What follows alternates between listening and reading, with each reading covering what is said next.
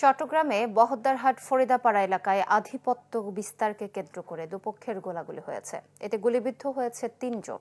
গতকাল রাত ১:৩০টার দিকে এই ঘটনা ঘটে। এতে সাগর, জাকির, আলামিন নামে ৩ যুবক গুলিবিদ্ধ হন।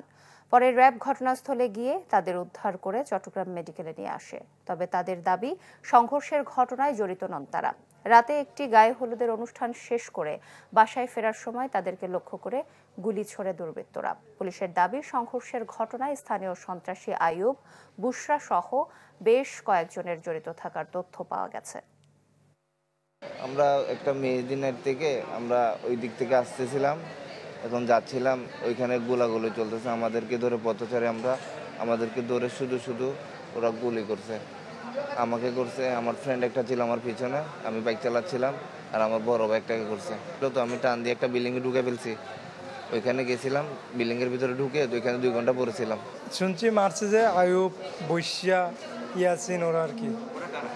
ওরা নাকি এখানে সন্ত্রাসী চাঁদাবাজি করে বজ্রাট মোড়ে।